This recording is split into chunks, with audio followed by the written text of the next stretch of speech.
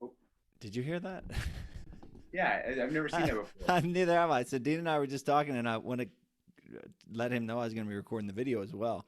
But it let out a big. I don't know if you all listeners heard that as well, but it said this meeting is being recorded. So if I was trying to sneak it in on you, it wouldn't have worked, Dean. But I feel like we're being monitored. well, we probably are being monitored. I was telling Dean I'm really excited to talk to him. One, because honestly, I read Ultra Marathon Man, I don't even know, 15, 20 years ago, whenever it came out. And then I had the opportunity to talk to you last year. Listeners, it was published last April is when that interview came out. And I just realized it's been over a year since then. And you have a new book that came out. I love the book. And so I'm really excited to have you back. I can't believe it's been a year.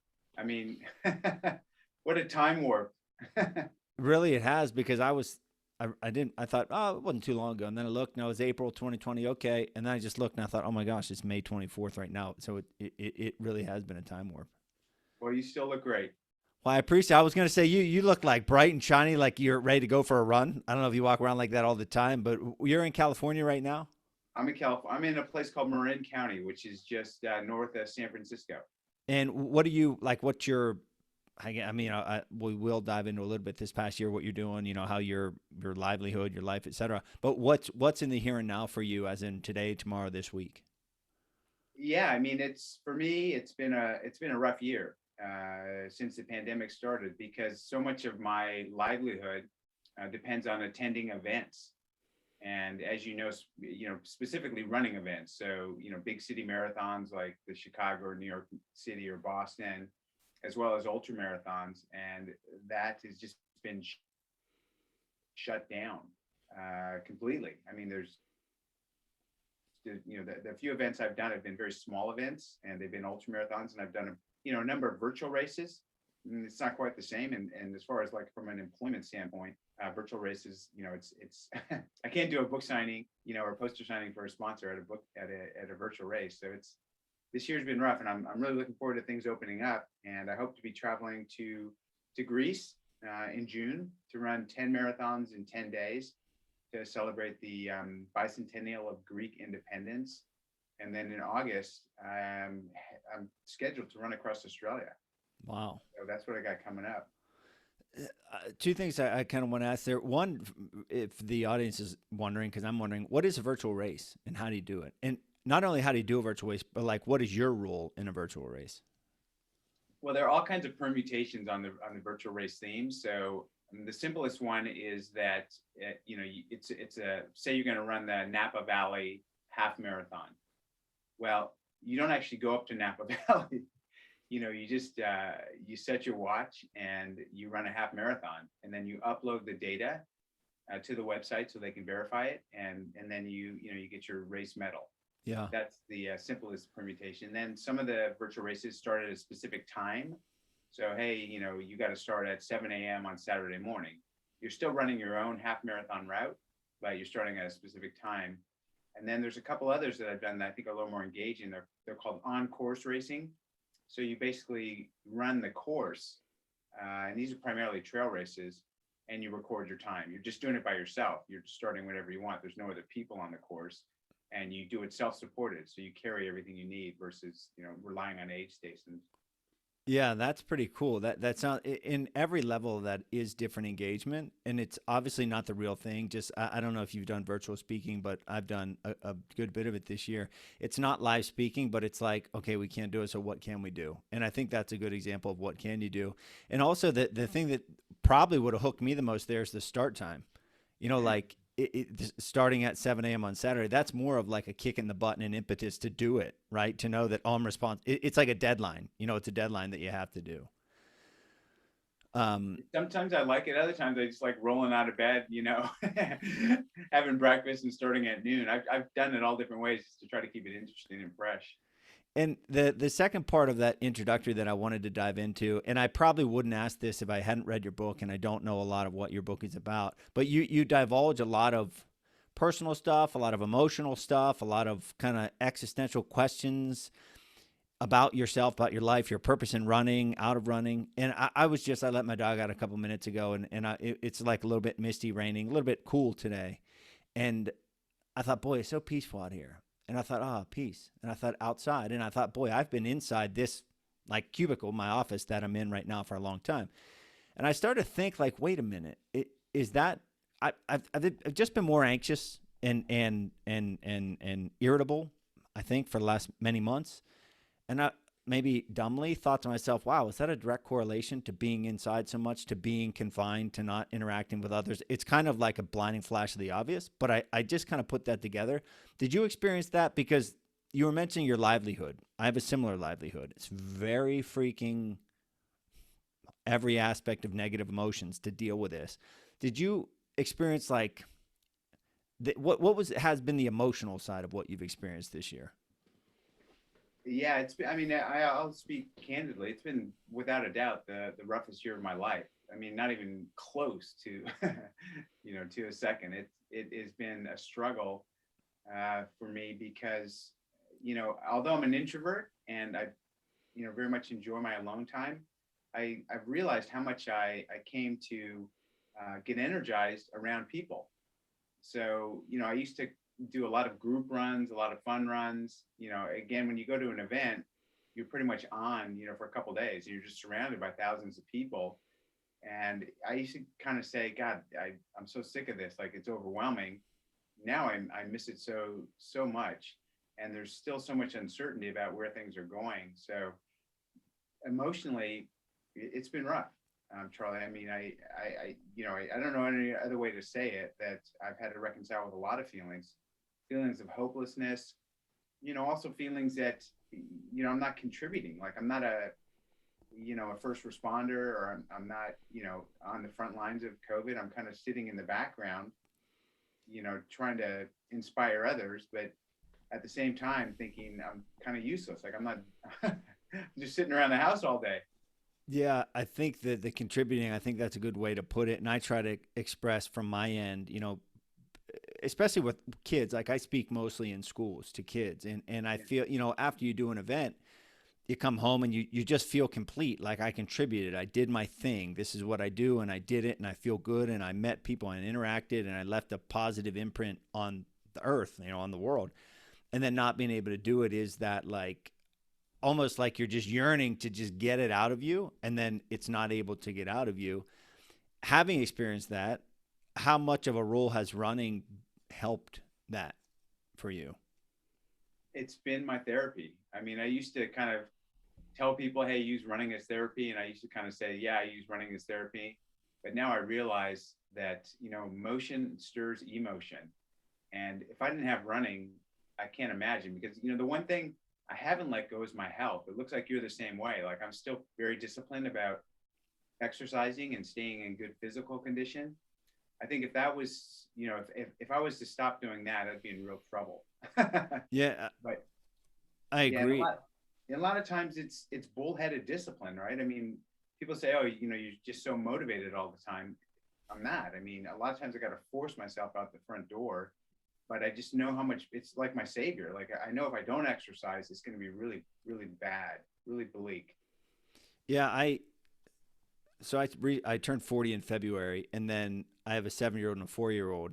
And your kids are older, but if you can go, and that's another aspect of your book because ultra marathon man, Dean Karnazes, it is a brand or a character or an idea. And then in this book, I've read 3 of your probably 5, 6 books that you've written.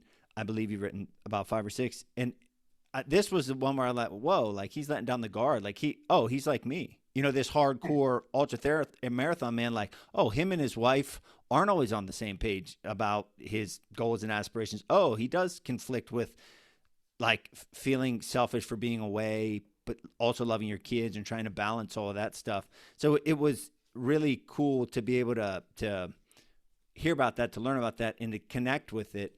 And I like you, with that was a little bit of a tangent, but getting back to the discipline thing, I turned 40 in February, and I've just learned my kids are starting to do activities, like the spring sports are opening up. So pretty much 4 out of 7 nights a week, we're doing something with my kids. So then for me to work out, be it running or lifting, it's just not going to happen in the PM. Like, it could happen, but it's secondary to my kids, so it's just not going to happen. So for the last several months, it's all been before they get up in the morning. And I every morning, like Monday morning today, rainy, dreary, cold, it was like, this sucks. The last thing in the world, but you do it and you do it. And so I, like you, it doesn't, I can't compute how you don't do that. But this year has been really tough for people to do that because the negative emotion then creates the negative action or the lack of action. And it's kind of like a downhill spiral. But like yourself, it is my savior. If I'm in a precarious, anxious state now, if I didn't do what I do, I would be like 10 times worse off. It wouldn't be good. Yeah, and it's there's no one there to kind of pick you up and push you out the door either. You're on your own. We're all on our own now. Like there's, I mean, it's the world is starting, at least in the US, is starting to open back up where you can run with other people and, work out with other people. But during the height of the pandemic, it was really on your shoulders to self-motivate, and that's tough for a lot of people. You mentioned a minute ago in the book. So at the beginning of each chapter, there's a quote. And honestly, goodness, that was some of my favorite parts of the book were these like one-liners or two-liners, these quotes. And I don't remember exactly what it was, and I don't want to waste time and flip through and try to find it exactly. But I often think to myself, all right, is the way I train healthy or is it unhealthy? Because if I'm so possessed by it and I don't have it, how will I be? And there was a reference to that. I think I understood it correctly in your book where you said something like, if running is a drug, then so be it. Like, give me the drug. Like I took from that quote, and if you remember it, you can say it, but I took from it that you're aware of the fact that, I mean, in the book, you also say you need it to be complete.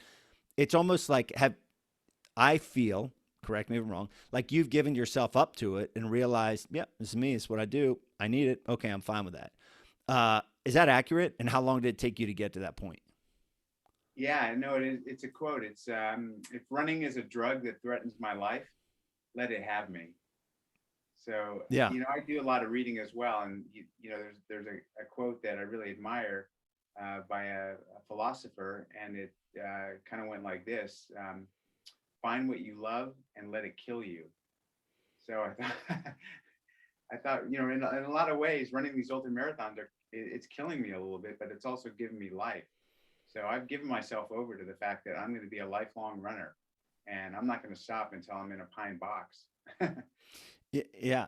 And again, so the family, the existential purpose, meaning stuff, the kind of giving yourself over to it. There's also a lot of correlation between ultra running and mixed martial arts, which we can get into in a little bit, like the growth of it. You're like realizing, wait, am I good anymore? Am I not good? There's a lot of young guys, in this sport.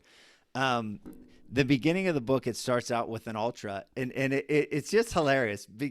And the idea of throwing yourself into something, just kind of figuring it out, what your heaven is another person's hell, it's just comical to me because most people sit there and think like, this guy's absolutely crazy. That's the dumbest thing I've ever heard. But I'm sitting there like, yeah, I know what you mean. I know it. So it's really cool in that regard. But just give a preface a little bit of that 100K, why you were doing it unprepared and what it was ultimately leading to.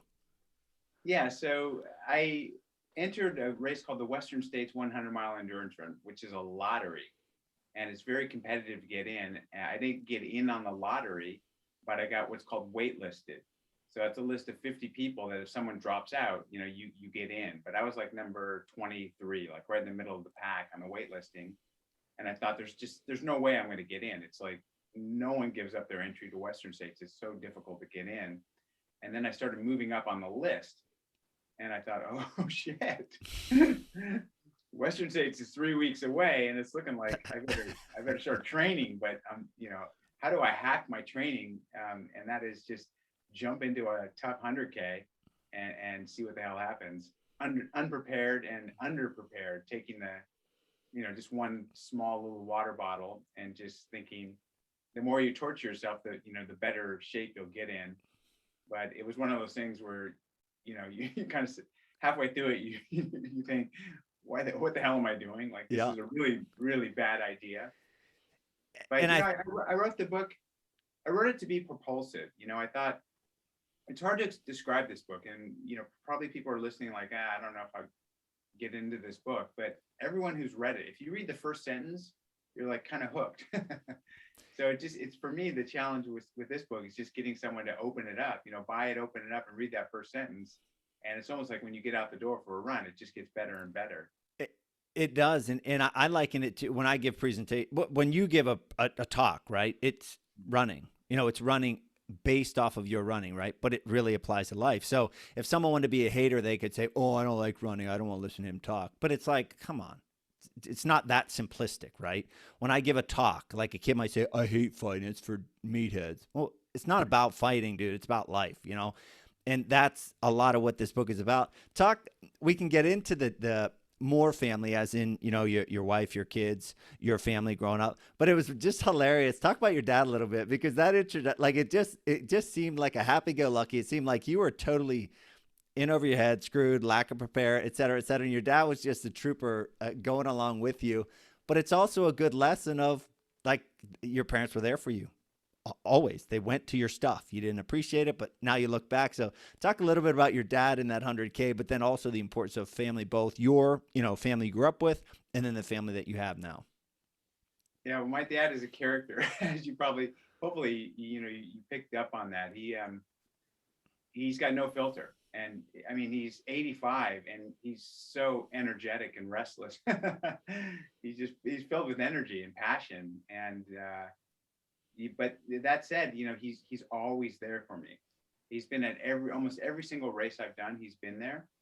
And, it's kind of bizarre. I'll be honest. I get invitations to run races all across the globe. And I one time had a friend of mine say, that his parents passed away, and his biggest regret in life is that he didn't spend more time with his parents. And when he said that to me, I just said, you know what? I'm not going to be that guy. Like, I'm not going to ever say that I wish I would have spent more time with my parents. So I always ask the race director, do you mind if I bring my parents? Now, how weird is that? An older guy saying, hey, No. can I bring my parents to this race? Without exception, every single race director said, really? You want to bring your parents? That's incredible. Like, bring them along for sure. So they've been to every race, and I love it. I mean, Charlie, I got to be honest, when I was younger, my dad would show up at all my games, and I think, I don't want him here. Like, why is my dad showing up to all my sporting events? But other kids, their dads never showed up. And in hindsight, being smothered by my dad being there all the time was a really good thing. Yeah. And I connect with a lot of it, but that's another aspect of my upbringing with my parents and with wrestling. We were straight middle class, but if it was like academics and athletics, then whatever you kids want will make happen. And I used to have, so for freestyle wrestling in the summertime, the national tournament is in Fargo, North Dakota. It's like, which is 20 hours in a bus or a car from where I am now. But like, I would ride with the team, and then they would just drive out and they would stay. And I had no concept, a hotel even back then is, I don't know, $150 a night, whatever, but it just never computed to me. Now that my kids are like 4 and 7, it feels good to like pay it back and also feel what you're feeling with, my parents are 73, 4-ish.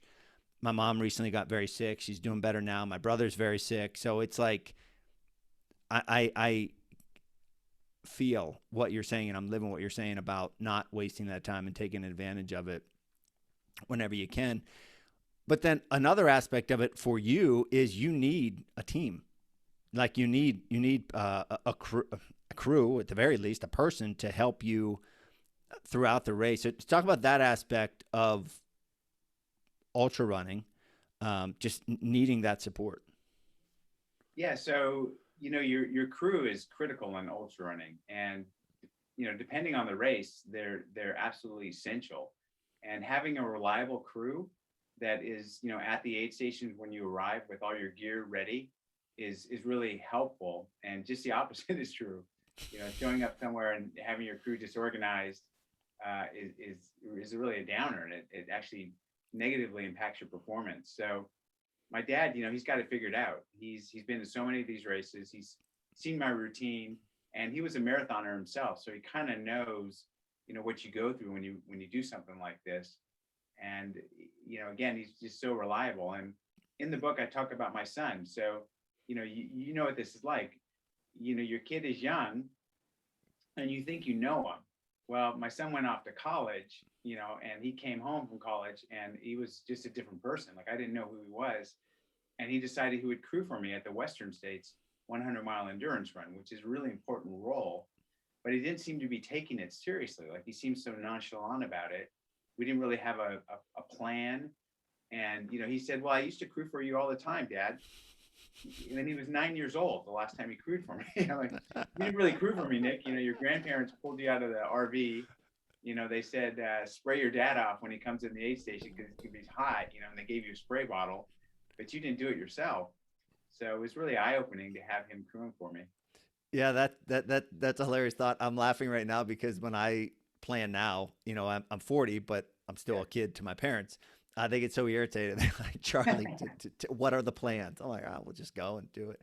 But I want to say this. I don't want to give a spoiler, but the part later in the book that includes your son crewing you, it was the biggest, I don't know, threw me for a loop or whatever. I want to say that I've ever read, ever. Because I was like, is that how this book is going to end? Like it was it was like super well done. So that was a big plot turn that ended up. Oh, okay. So kudos for writing that because it was awesome. I imagine every father that reads that is like, oh, your heart just sinks, right? And I was it's really like really powerful reading and then to see how it actually turns out it was just really good. It was probably like I said, one of the best things like that I've ever, without giving too much away, one of the best things like that I've ever read. Have you?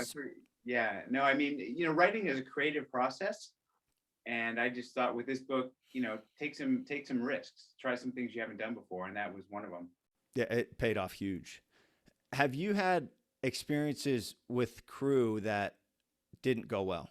Like you mentioned, I think with 2009 where you didn't finish the Western States. I don't know that was crew related, but can you think to like terrible experiences with crew / you talk about some lack of preparation, but has that happened to you in the past? I mean, I've run on all 7 continents twice and just done some crazy things, but something that comes to mind is I did a run in Australia from the top of the highest peak in Australia to Sydney. It was called Summit to Sydney, and it was like a 360-mile run in 6 days. So I was running basically 60 miles a day. And the folks that put this thing on, they rented this RV, and we got into this RV to drive to the start, which was like a 6-hour drive. And they had these big coolers, and these coolers were mainly filled with beer. Australians love beer, but then they hired a chef to come along. So we had this executive chef, and he had all these all this food, like this produce, in the same cooler with the beers. So onions and lettuce, all that kind of stuff. So we get to the start, and I start running. And the road gets really, I mean, it's the Australian outback. So the road is really bumpy. And we drive all day. And then I decide I'm going to get it. Like, I'm over this. I need to sleep. So I open the door to get in the back of the RV. And out comes rushing just beer and onions. The beer had all broken. Man. And the cooler tipped over. And all the food mixed with the beer. And it literally was like puddle. It was like, shin deep, beer and onion mix inside that RV, and it just reeked, as you can imagine. So that was the start of a 6-day run. Did you talk about that race in this book? No, I didn't. That's one I mean, there's so many races. I didn't use that one in the book. Yeah, but there was one you mentioned running, and it was just I don't remember the specifics of it, but I kind of felt like maybe it was that. But it was, you talked about the townspeople coming together and eating some stuff that wasn't very good stuff, having some trouble with that. But yeah, I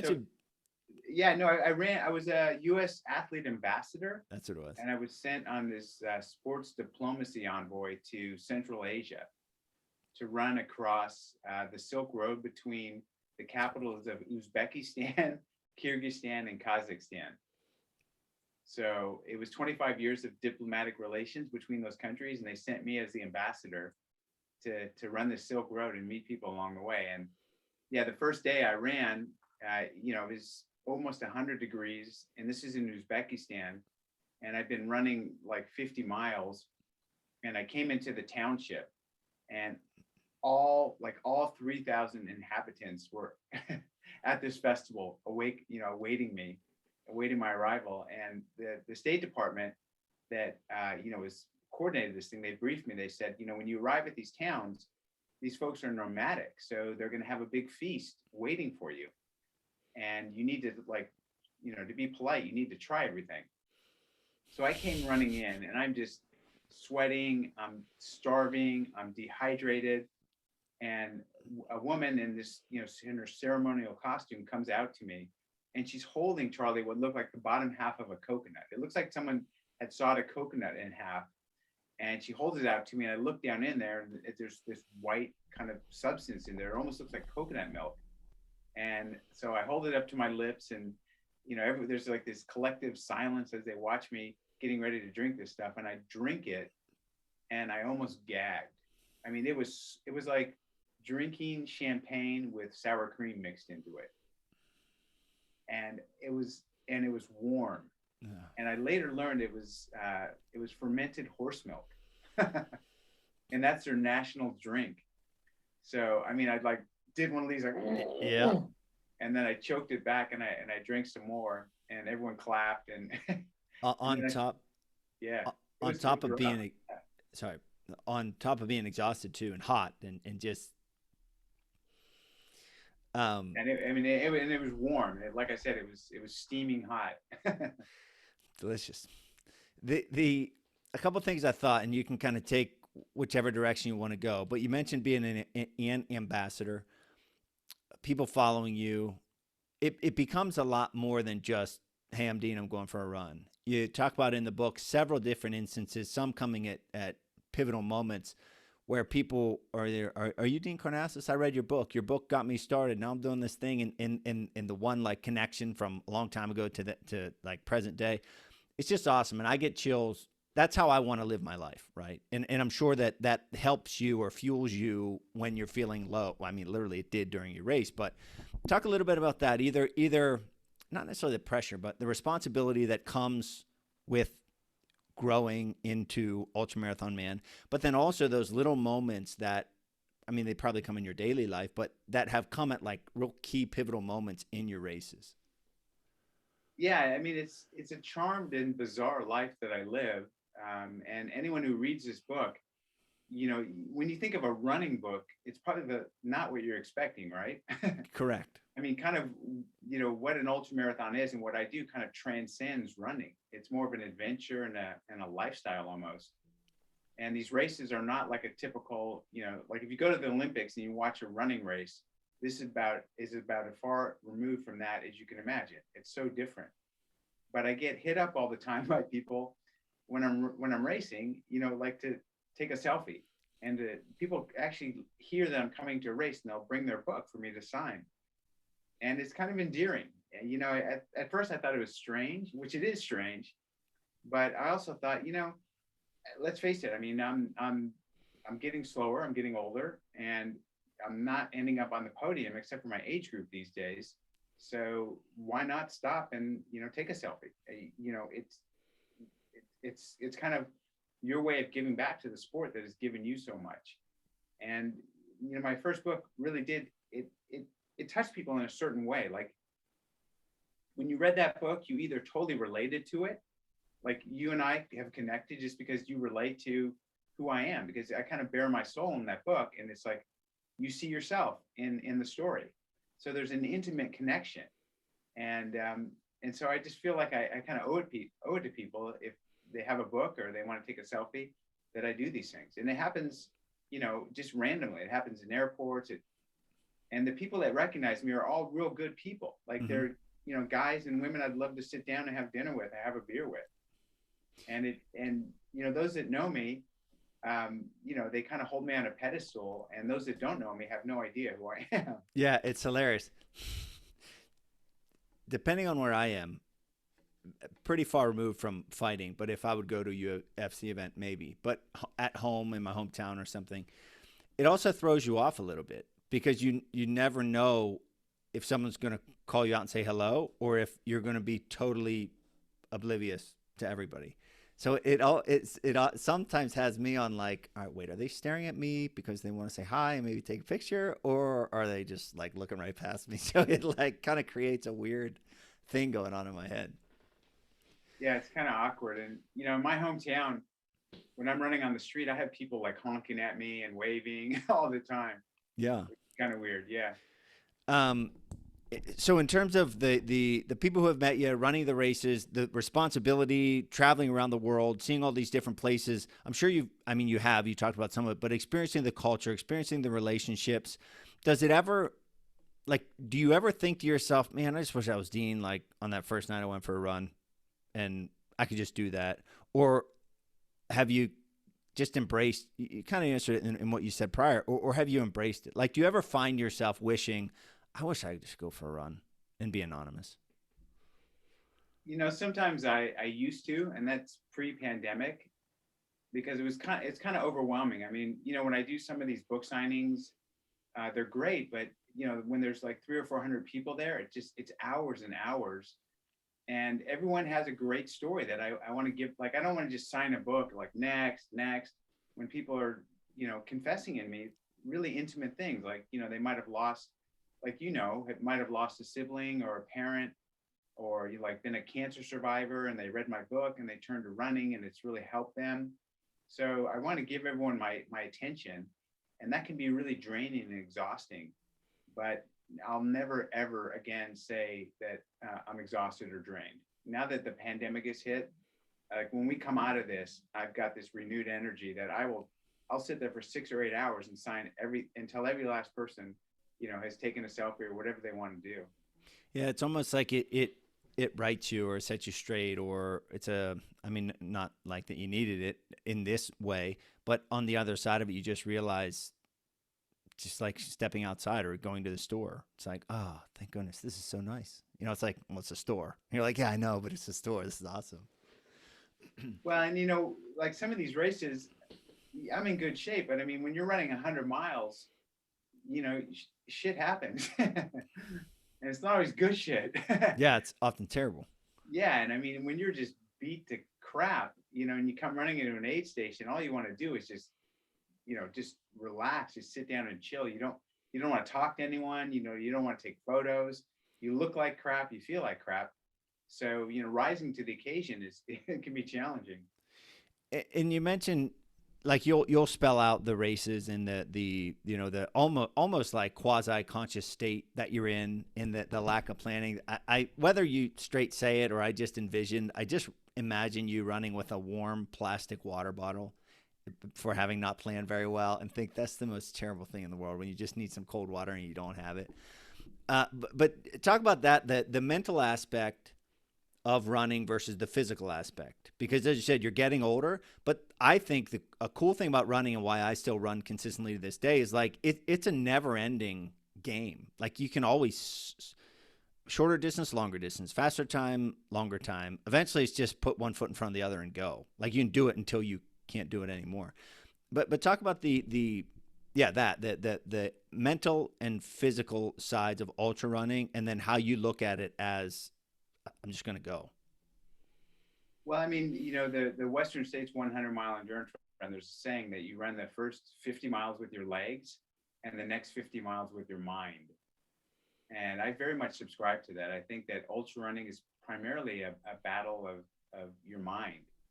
And, when you go to some of these ultra marathons and you're standing at the starting line and you're looking around, yeah, there's a lot of super elite athletes, but there are also folks there that don't look that fit. Like, you kind of look at them like, this person's really going to run 50 miles.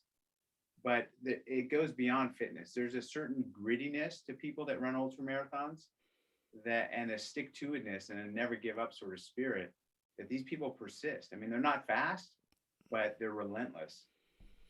I do a fair amount, not a fair amount, but a decent amount of Spartan races, and it's the same way. I mean, and I've done the one in Tahoe a couple times where it's 15 or 17 miles and really freaking hard. And I mean, all types of people are passing me. And it really does. And I've gone to my brothers have done Ironmans, and you go and you realize, like, holy smokes, there is more to this. Like, fit is not necessarily like just fit. Like it's a lot of things. And it's incredible to just see people pushing on and keeping moving. And then kind of along those lines, like with you getting older, with you trying to find your spot in the sport, also like you're like, all right, who am I going to do this? I can't imagine not doing this. So I'm going to keep doing this. So in fighting, you can't really just keep going because there's like a giant cost to your brain, right? So like once you kind of peak and you keep going, nobody applauds it. Like it turns into like, someone should, tell that person to stop, but with running, it doesn't not matter if you don't stand on the podium, but there's less of a physical cost. I'm mainly talking to your brain to running. So you could kind of just keep going.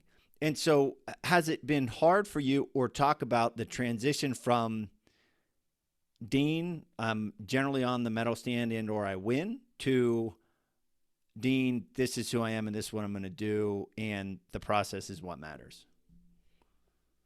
Yeah, I mean, it hasn't always been a smooth transition, to be honest. Sometimes it's funny as it sounds. I mean, I'll do like a neighborhood 10K, like a turkey trot, and someone will see me like coming up alongside them or passing them, and they'll get really competitive.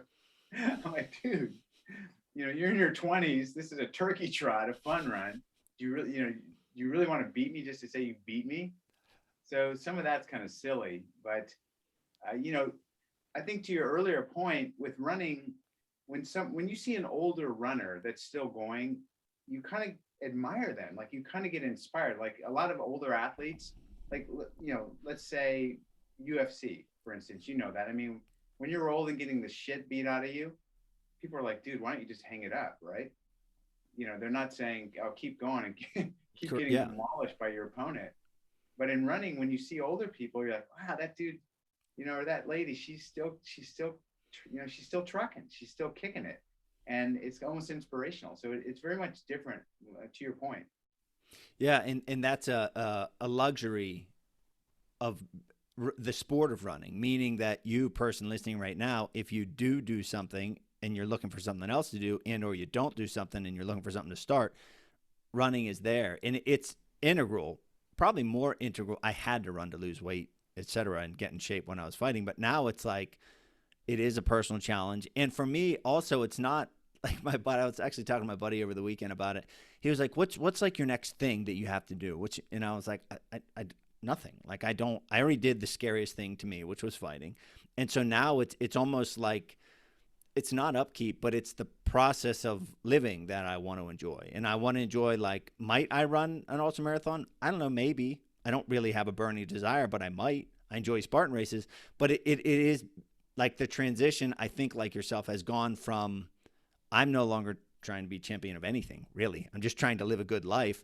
And a lot of, again, why I appreciate your writing in your story is because you take the running and then you equate it to the ups and downs of running an ultra, to the ups and downs of life. The trove, I think you call it trove of memories or something like that. But that's really what it turns into.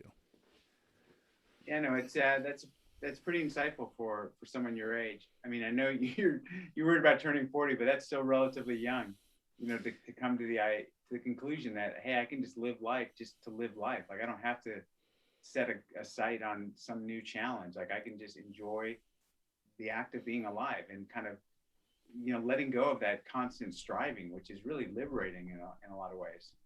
And you mentioned Charlie Engle in your book, correct?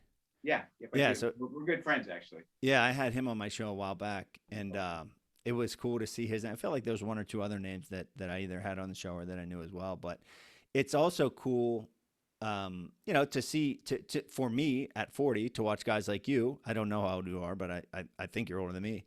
Just to see you living and not quitting and not giving up. And I forget, when you get to where you're going, keep going. Was that a direct quote from the book? That's a direct quote from the book. Yep. Yeah, I love it. I guess spell it out, explain it, and why that means something to you. It's this idea of kind of never stop exploring, continuing to grow and to learn and to, make the most out of life. And making the most out of life doesn't necessarily mean, doing something that you've never done before. It can just be living to your fullest. I mean, certainly being the best dad that you can be, to me, is a very admirable quality, and it's probably the most difficult role you'll ever take on, because you're never not a dad. Like, there's never a second where you can say, I'm just going to chill and not be a dad. You are always a dad. And that is, that's a responsibility. My daughter recently, for the past kind of 2 or 3 years, I don't know if, my son did it. This is his second year, but he broke his arm, so he kind of sat out of it this year. But it's a little, I don't think it's called little, it's kids running series, and it progresses with distance. I don't know if it's national, but it's certainly within Pennsylvania area. And my daughter ran it this year, and it's a quarter mile. And she's 7, but she's really good. Like, we're able to see like what she's drawn to and what kind of skills she has, like in terms of sports. And she's really good, like at strength, endurance type stuff. Like, she does Kid Ninja, and she's good at like that kind of stuff. But she's also really good at running, because she's really good at it. It makes me emotional because it's like one of the best things ever. She's really good at pushing herself. Like, you can just tell at 7, like she can't give anymore right now. And it's a quarter mile sprint. And at first the first couple, we just kind of let her go, and she would finish second every time. There's another girl who was, significantly faster than her. But like the second or third one, it was like, all right, well, let's start trying to like coach her a little bit, or tell her, or explain to her. And the one before the race, I said, Gracie, when you get to the point where you don't think you can go anymore, just keep going. And she kind of like giggled. She was like, huh.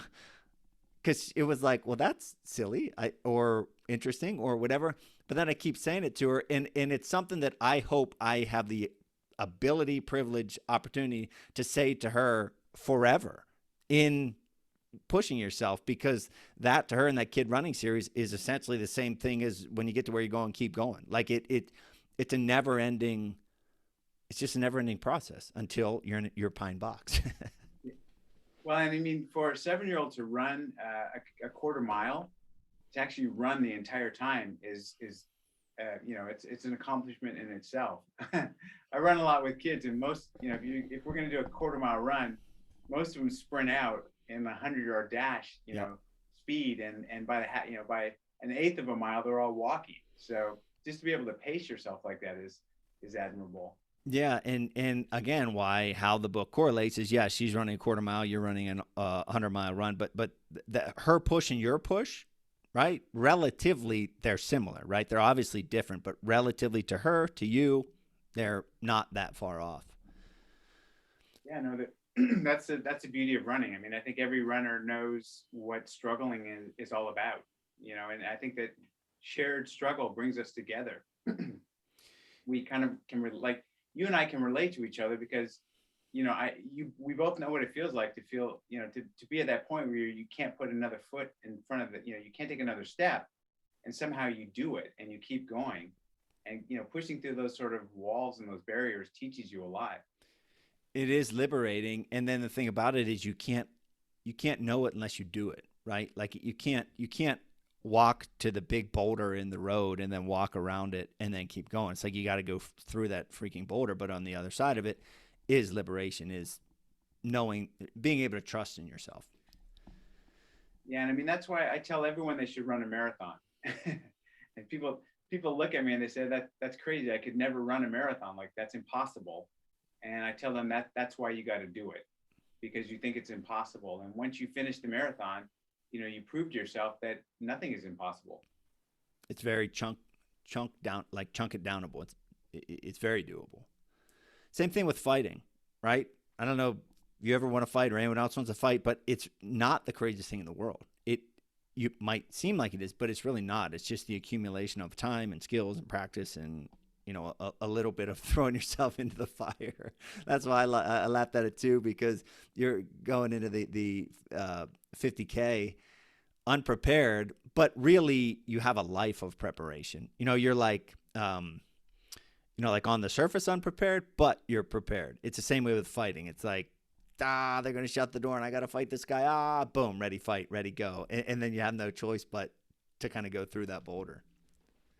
Yeah, I used to wrestle in high school, and I remember the anxiety and the adrenaline of when the bell goes off, and you see the opponent coming toward you, and you're going toward them, and like, what the hell is going to happen here? And then it just like happens. Yeah. Two more things I want to touch on, and one is the actual writing of the book, and then two is your family, your wife and your two kids. And let's start with the writing of the book. When did this come about that you knew, like, was this a result of COVID, thinking, all right, what productive can I do? Was that already in planning? Can you talk about that process? Yeah, so I did, I have a literary agent who signed a book deal for me, and it was before COVID. And I, just kind of gave a general outline. I wasn't really sure where I wanted this book to go. And you're right, Charlie, this is my fifth book, and I'm what you call a memoirist. And what's the difference between a memoir and a biography or an autobiography? Like a biography or an autobiography is someone's entire life. A memoir is kind of like a snapshot in time. So, having read the book, it's kind of like it's almost a 2-month period, 2-week period I described from the 100K to, Western states. And I just thought I needed to write a more intimate book. COVID hit. And I thought I need to talk about family. I need to talk about like a complete person. Don't just paint myself as someone who's just only runs, because, I'm more complex than that, as every human is. So that's how it came to be. And then how do I write? Like, what's the process? I love to write while I'm running, because I have some of my clearest thoughts while I'm running. So I do a lot of dictation into a recorder while I'm running, and then I just type up the notes. That's pretty awesome, and that's a really good idea, because I either like just the other day I did my first big in-person presentation in New Jersey, and I was running and I was presenting as I was running, in my mind, out loud. Actually, I stopped when I ran past the lady because I thought she's gonna think I'm crazy, so I stopped talking to myself for that time period. But that's interesting, and I had never heard that before from you nor anybody else. It's funny you say that, because all the time when I'm getting ready for a talk, speech, I rehearse while I'm running out loud. Yeah. Because you got to rehearse somewhere, right? And yeah, you can only stand in front of a mirror for so long. And this is a random thought, but what is your mileage?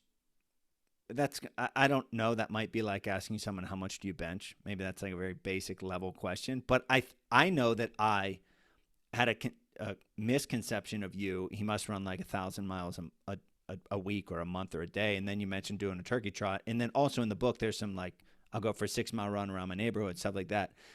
So I do want to make it clear that you don't, even though you're hardcore, like you don't have to be hardcore 24/7 or hardcore at all if you don't want to be.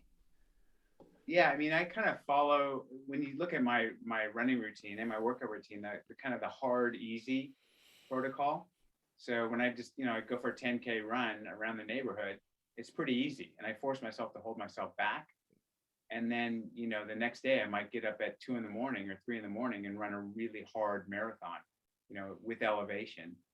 So I mix it up a whole lot. And do you ache at all physically?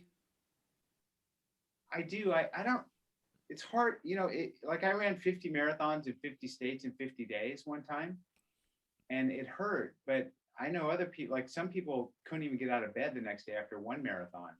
So whether I hurt less than someone else, it's hard to say, because, I can't occupy the mind of someone else, but maybe I hurt less than others. I'm not sure.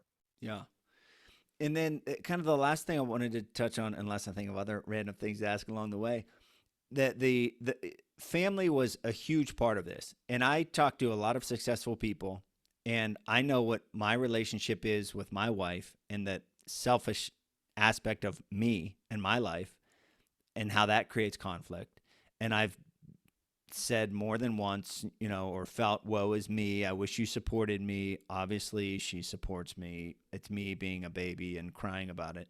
But you were really honest. And I think vulnerable is a word that gets, probably overused and romanticized, but you're really vulnerable. Almost like I thought, whoa, almost like I was like reading your diary. And thinking like I should know this about Dean, like he's ultramarathon man, I shouldn't. But it was just really cool because you talk about your closeness with your parents, your relationship with your wife, and the one that I forgot about this, but how like she's just kind of disinterested sometimes in what you're doing. And my wife could like, she's like, "What's a podcast? What are you doing? Why is another book here?" So she is very similar in that way.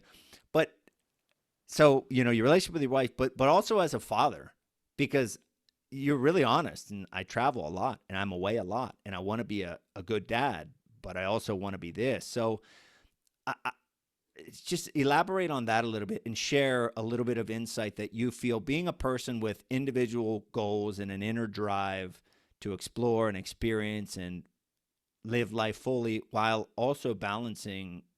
I love my wife and my kids and my family, and I got to figure out how to make these both work.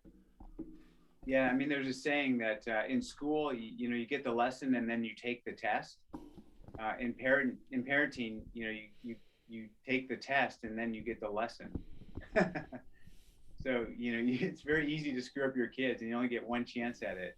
So I figured I better do it right, and so I really dedicated myself to being the best father I could be. And like you, I made a lot of sacrifices by primarily not sleeping that much, working out really early in the morning, and also trying to share responsibilities with my wife, for raising the kids, as equals. You know, my wife is a real, she's my high school sweetheart. So, we've been married 30 years. She's kind of been my only love. And she is the most supportive individual I could ever hope for. But I mean, let's face it, who wants to get up at 4 a.m. to schlep me to the start of some race? Like I'm fired up to go run this race. Is it really unnatural that she's not that fired up to get up at 4 a.m, drive me an hour to some starting line and then come back and pick me up 8 hours later? It should come as no surprise that it's not the most glamorous role. And when she kind of pushes back to me, like, hey, I'm just not up for it. Why don't you drive yourself? It, that's to be expected, right?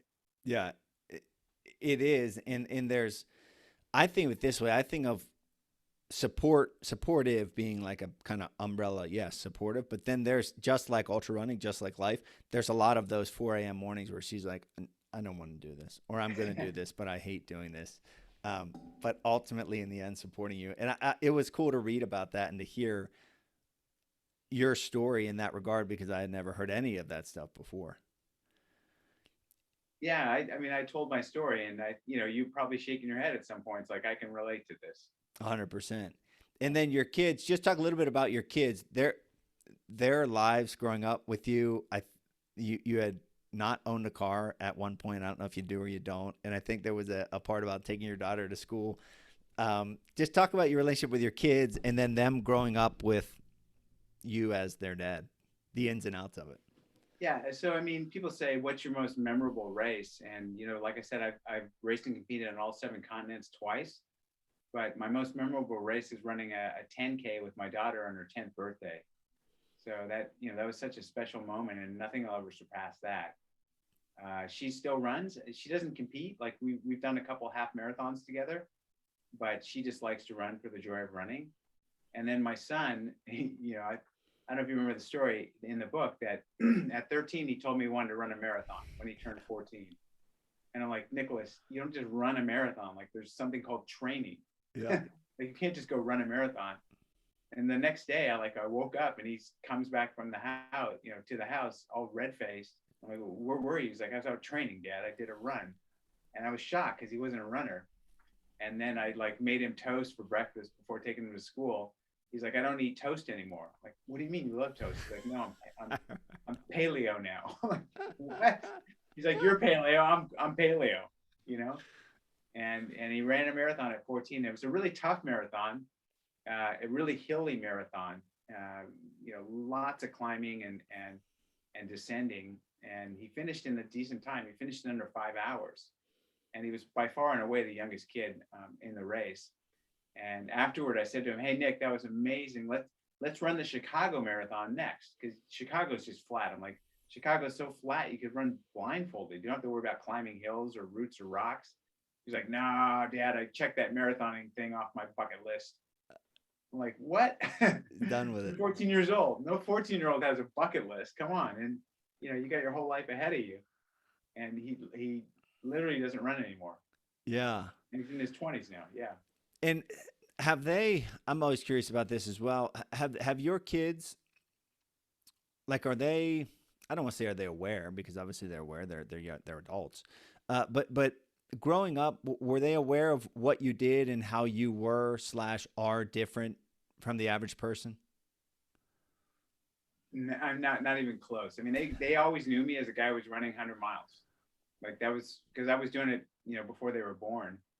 And yeah, one day I dropped my son off at I think he was in first or second grade, and I remember I kind of struggled to get up the curb to hand him to the teacher's assistant that was going to take him inside.